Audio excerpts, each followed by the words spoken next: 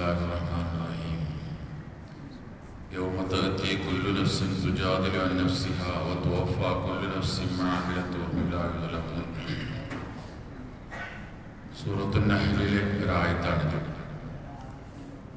മഹ്ശറയിൽ ഉണ്ടാകുന്ന ചില അവസ്ഥകളെ കുറിച്ചാണ് ഈ ആയത്തിൽ വിശദീകരിക്കുന്നത്. നമുക്കറിയാം, മഹ്ശറ നാം എല്ലാവരും 50,000 വർഷം അവിടെ നിൽക്കേണ്ടതുണ്ട്.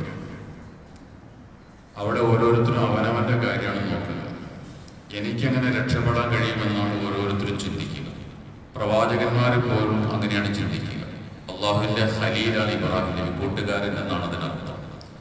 ഇബ്രാഹിം നബി പോലും അള്ളാഹുവിനോട് പറഞ്ഞ നഫ്സി, എൻ്റെ നഫ്സിനെ രക്ഷിക്കണം എന്നാണ്. വേറൊരാളുടെ കാര്യം പറയാൻ ഇബ്രാഹിം നബി പോലും തയ്യാറാവില്ല.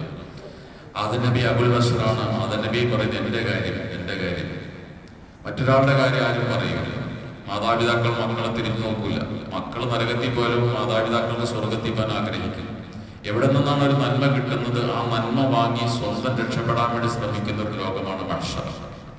അവിടെ മനുഷ്യർ തമ്മിൽ തർക്കങ്ങൾ ഉണ്ടാകും. മനുഷ്യർ തമ്മിൽ തർക്കം എന്ന് മാത്രമല്ല, മനുഷ്യന്റെ ശരീരം പരസ്പരം തർക്കിക്കുന്ന ഒരവസ്ഥയുണ്ട്. അതാണ് ഈ ആയത്തിൽ ഇമാം ബഗവി ആയത്തിനെ വിശദീകരിച്ചുകൊണ്ട് പറയുന്നൊരു സംഭവമുണ്ട്. മനുഷ്യന്റെ റൂഹും ജസദും തമ്മിൽ അവിടെ ഒരു തർക്കം നടക്കും. ദേഹിയും ദേഹവും തമ്മിൽ തർക്കം. എന്താണ് തർക്കം? റൂഹ് പറയും, ഞാനമിങ്ക, നീയാണ് എന്നെ ഈ മനുഷ്യനിലേക്ക് നിക്ഷേപിച്ചത്. എനിക്ക് നീ സൃഷ്ടിക്കുന്ന സമയത്ത് പിടിക്കാൻ കൈയില്ല, നടക്കാൻ കാലില്ല, സംസാരിക്കാൻ നാവില്ല, കേൾക്കാൻ ചെവിയില്ല. അതുകൊണ്ട് ഞാനൊരു തെറ്റും ചെയ്തിട്ടില്ല. ഇതൊക്കെ ശരീരത്തിനാണ് നീ കൊടുത്തത്, റൂഹിന് തന്നിട്ടില്ലല്ലോ. റൂഹാകുന്ന ഞാനൊരു തെറ്റും ചെയ്തിട്ടില്ല. അതുകൊണ്ട് എന്നെ നീ സ്വർഗത്തിലേക്ക് വിടണം, ഈ ശരീരത്തെ നീ നരകത്തിലേക്ക് വിട്ടോളാൻ പറയും. അപ്പൊ ശരീരം പറയും, പടച്ചോനെ, ആ പറയുന്നതല്ല ശരി. നീ എന്നെ സൃഷ്ടിച്ചതൊരു മരക്കഷ്ണം പോലെയാണ്. എനിക്ക് കൈ ഉണ്ടായിരുന്നുള്ള കാര്യം ശരി, കൈ കൊണ്ട് എനിക്ക് പിടിക്കാൻ കഴിയില്ല.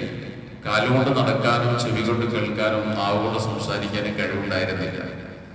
ഈ റൂഹ് എന്നിലേക്ക് വന്നപ്പോഴാണ് ഇതൊക്കെ ഉണ്ടായത്. അതുകൊണ്ട് ഞാൻ എൻ്റെ കൈ കൊണ്ട് തെറ്റ് ചെയ്തിട്ടുണ്ടെങ്കിൽ, ഞാൻ എൻ്റെ കാലുകൊണ്ട് തെറ്റ് ചെയ്തിട്ടുണ്ടെങ്കിൽ, ഞാൻ നാവ് കൊണ്ട് തെറ്റ് ചെയ്തിട്ടുണ്ടെങ്കിൽ അതിന്റെ ഉത്തരവാദി ഞാനല്ല, ശരീരമാകുന്ന ഞാനല്ല, ഈ റൂഹാണ്. ആ റൂഹ് വരുന്നവരെ എനിക്കിതിനൊന്നും കഴിയില്ലല്ലോ. അതുകൊണ്ട് ശരീരം അള്ളാഹുവിനോട് പറയും, പടച്ചോനെ, എന്നെ നീ സ്വർഗത്തിലേക്ക് വിടണം, റൂഹിനെ നരകത്തിലേക്ക് വേണ്ടി ശിക്ഷിച്ചോളാൻ പറയും. ശരീരവും റൂഹും തമ്മിൽ നടക്കുന്ന ഒരു തർക്കാണ് മഹ്ശറയിൽ വെച്ചിട്ട്. രണ്ടുപേരും പരസ്പരം കുറ്റപ്പെടുത്തുകയാണ്, തെറ്റ് ചെയ്ത് ഞാനല്ല. അപ്പോൾ അള്ളാഹു സുബ്ഹാനഹു വ തആല അവിടെ ഒരു ഉപമ പറയും അവരുടെ മുന്നിൽ. അള്ളാഹു പറയുന്ന ഉപമ ഇതാണ്: ഒരു അന്ധനായ മനുഷ്യനും ഒരു നടക്കാൻ കഴിയാത്തൊരു മനുഷ്യനും. ഇവർ രണ്ടുപേരും ഒരു തോട്ടത്തിൽ കയറി. തോട്ടത്തിൽ പഴമുണ്ട്. ഈ പഴം കാണാൻ അന്ധന് കഴിയില്ല, കാരണം കാഴ്ചയില്ല. പക്ഷെ അവന് പറിക്കാൻ കഴിയും. എന്നാൽ മറ്റേ ആൾക്ക്, അയാൾ മുടന്തനാണ്, നടക്കാൻ കഴിയില്ല.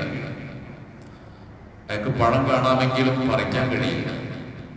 അപ്പോ ഈ അന്ധനായ ആളോട് മുടന്തൻ പറയാണ്, നീ എന്നെ എടുത്ത് തോളിലേറ്റുക, ഞാൻ പഴം പറിക്കാം. പറിക്കാൻ എനിക്ക്, കാണാൻ എനിക്ക് കഴിയും, അതുകൊണ്ട് ഞാൻ പഴം പറിച്ചെടുക്കാം, നമുക്ക് രണ്ടുപേർക്കും കൂടി തിന്നാം. അങ്ങനെ പഴം പറിച്ചെടുത്ത് തിന്നാൽ ആരാണ് അതിന് ഉത്തരവാദി എന്ന് അല്ലാഹു തആല ഇവരോട് ചോദിക്കും, ശരീരത്തോടും റൂഹിനോടും ചോദിക്കും. അപ്പോൾ രണ്ടുപേരും പറയും, രണ്ടുപേരും ഉത്തരവാദികളാണ്.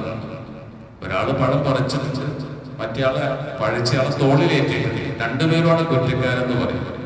അപ്പോൾ അല്ലാഹു തആല പറയും, എന്നാൽ നിങ്ങൾ രണ്ടുപേരും കുറ്റക്കാരാണ്, ശരീരവും തെറ്റുകാരനാണ്, റൂഹും തെറ്റുകാരാണ്. അതുകൊണ്ട് രണ്ടുപേരും കൂടി നരകത്തിലേക്ക് പോകേണ്ടതുണ്ടെന്ന് പറഞ്ഞ് ശരീരത്തെയും റൂഹിനെയും കൂടി അല്ലാഹു തആല നരകത്തിലേക്ക് വിടുമെന്ന് ഈ ആയത്തിനെ വിശദീകരിച്ചുകൊണ്ട് ഇമാം ഇബ്നു അബ്ബാസ് റളിയല്ലാഹു പറയുന്നതായിട്ട് പറയുന്നു.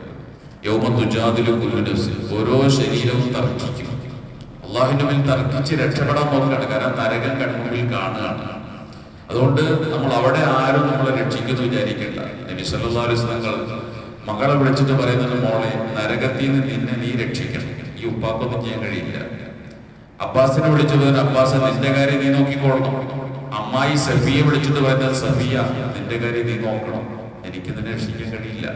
ഒരു പരലോകത്ത് രക്ഷപ്പെടേണ്ടത് നമ്മുടെ ഓരോരുത്തരുടെയും കടമയാണ്. അവിടെ ചെന്ന് തർക്കിച്ചിട്ട് കാര്യമില്ല. അതിനുള്ള അമലുകൾ ചെയ്യാനുള്ള ലോകമാണ് ദുനിയാവ്. അതിനാണ് അല്ലാഹു ജീവിതം നൽകിയിരിക്കുന്നത്. അല്ലാഹു സുബ്ഹാനഹു വ തആല ജീവിതത്തിൽ സൽക്കർമ്മങ്ങൾ ചെയ്ത നാളെ നരകത്തിൽ രക്ഷപ്പെടാൻ നമ്മെ അനുഗ്രഹിക്കുമാറാകട്ടെ. സുബ്ഹാനല്ലാഹി വബിഹംദിഹി. സുബ്ഹാനക അല്ലാഹു ബിഹംദിക അഷ്ഹദു അൻ ലാ ഇലാഹ ഇല്ല അൻത അസ്തഗ്ഫിറുക വ അത്തൂബു ഇലൈക്.